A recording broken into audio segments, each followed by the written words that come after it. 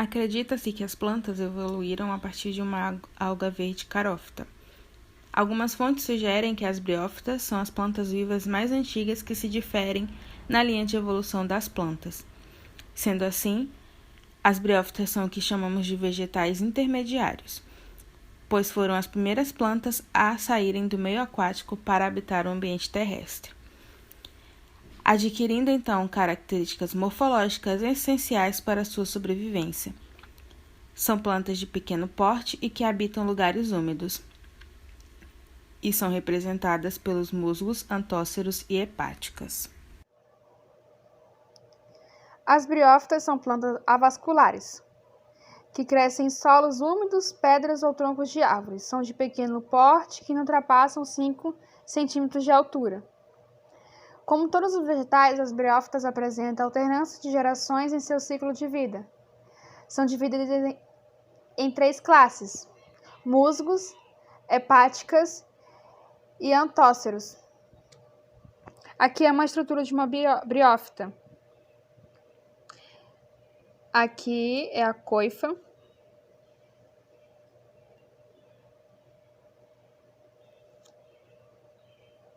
A cápsula.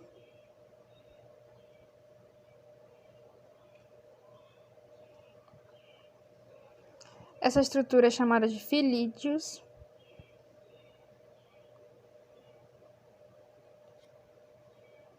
Aqui são os caulídeos.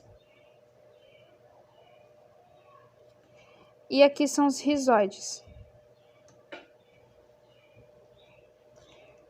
Os rizóides são filamentos que fixam a planta no ambiente em que ela vive e absorvem a água e os sais minerais disponíveis nesse ambiente. Os caulídeos são a pequena haste de onde parte os filídeos. Os filídeos são as estruturas clorofiladas e é capazes de fazer fotossíntese.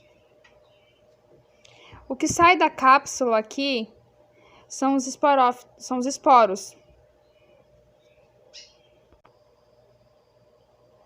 O que tem fixado neste tronco de árvore são os musgos. Aqui são as hepáticas, como pode ver, elas são são folheadas. Aqui. E aqui são os antóceros, que possuem esporófitos longos. Como podem ver, os esporófitos são bem longos aqui, nessa aqui. O ciclo de vida das briófitas é dividido em 2 gerações, onde apresenta uma fase gametófita, haploide, e uma esporófita, diploide. Eles são organismos classificados como criptógamas, por se reproduzirem através de esporos. Começa quando os esporos encontram um ambiente favorável para o seu desenvolvimento, formando assim um protonema, no caso dos musgos, e hepáticas, ou gametófito jovem, como no caso dos antóceros. Essas estruturas irão se desenvolver formando os gametófitos, que são divididos em talosos ou folhosos. O gametófito é responsável pela produção de gametas e a nutrição desses organismos. A parte duradoura do ciclo de vida das briófitas é o gametófito. Eles apresentam suas particularidades sendo folhoso ou taloso. A produção de gametas se inicia quando o gametófito estiver maduro, dando começo ao período de reprodução, no qual os anterídeos, que são localizados na estrutura masculina, e os arquegônios, que são as estruturas femininas. Os anterídeos formam os anterozoides, que são gametas biflagelados, que com auxílio da água irão chegar até o arquegônio, que irá os atrair quimicamente. Os anterozoides, quando encontram a oosfera, irão formar um zigoto. Esse zigoto, posteriormente, originará um embrião que sofrerá meiose e crescerá no corpo da mãe, formando as estruturas esporófitas. A estrutura que irá se formar é denominada esporófito e é, por sua vez, efêmera na vida dessas plantas, pois possui um curto período de vida. A estrutura é dividida em haste, que vai servir de sustentação, calíptera, de proteção para o esporângio, e o esporângio, que irá formar os esporos, e o pé, que servirá de conexão entre o esporófito e o gametófito, que receberá do gametófito a nutrição necessária para o seu desenvolvimento. Aqui é possível perceber o esporófito e o gametófito dos três grupos.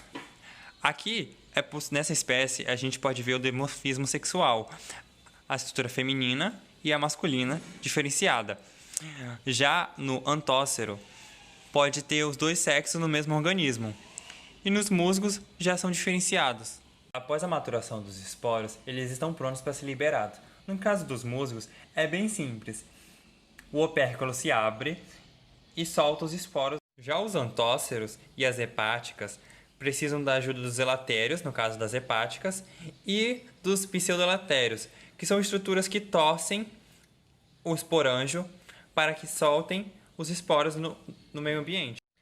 Existe o caso de algumas hepáticas talosas que só liberam seus esporos quando o esporófito entra em decomposição.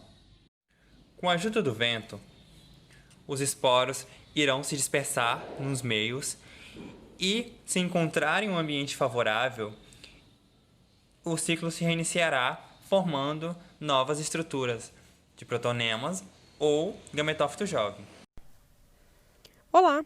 Estou aqui para falar um pouquinho sobre a importância ecológica e econômica das briófitas. Então, as briófitas contribuem bastante para a diversidade das plantas e também são muito importantes em algumas partes do mundo, por conseguirem armazenar uma grande quantidade de carbono, desempenhando um papel importantíssimo no ciclo global do carbono. Há enormes evidências, de que as primeiras plantas eram muito parecidas com as briófitas atuais. E até hoje, as briófitas são importantíssimas também povoadoras iniciais das superfícies desnudas de rochas e solos. Povoadoras iniciais quer dizer que elas estão ali primeiramente naquele solo, estão ali trabalhando com todos os seus nutrientes para que depois outras plantas e até mesmo outras espécies de briófitas possam habitar ali aquele ambiente, aquele solo também. Uma curiosidade bem legal que eu vou falar para vocês agora, uma das é que no litoral sul do estado de São Paulo, mais precisamente no município de Cananéia, a população faz extração do musgo do gênero Sphagnum. Essa exploração comercial está relacionada ao mercado de plantas e eles fazem vários trabalhos com elas, como por exemplo na utilização de arranjos de plantas e mudas florais, como substratos para viveiros e até como embalagem para plantas enraizadas. E a coleta dessas briófitas é feita em áreas arenosas, restingas,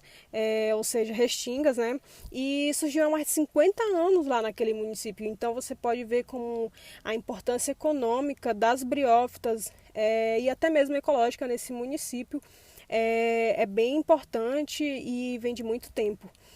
Outra curiosidade bem legal é que no início do século XX, o mesmo musgo, o Sphagnum, era usado como impermeabilizante das embarcações, por seu alto poder de absorver umidade. O musgo era utilizado seco como uma manta colada entre duas tábuas do casco da embarcação.